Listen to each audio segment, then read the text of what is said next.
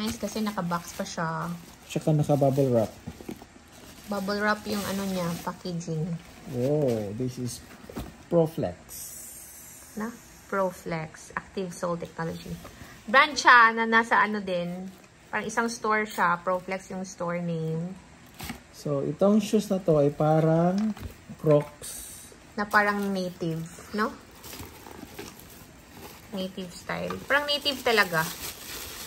Cheng, chadadeng! Wow! Parang Crocs, honey, no? Yes. Same with Crocs, Jude!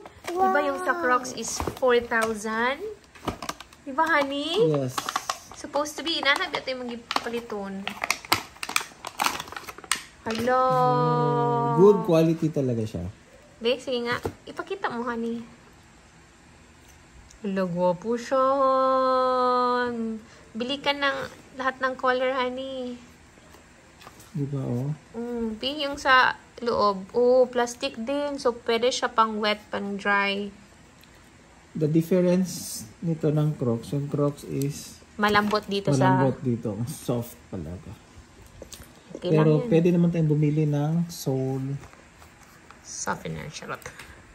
Foam. Parang foam, di ba? Or jelly. Yeah. Hindi siya, ano, pero okay lang.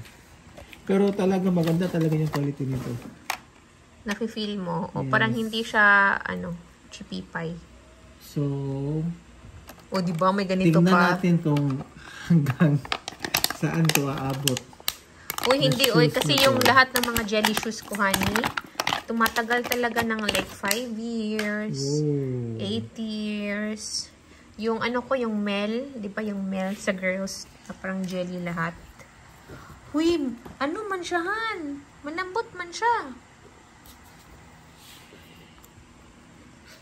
Lagwa po siya, honey. I love it. So, all around siya.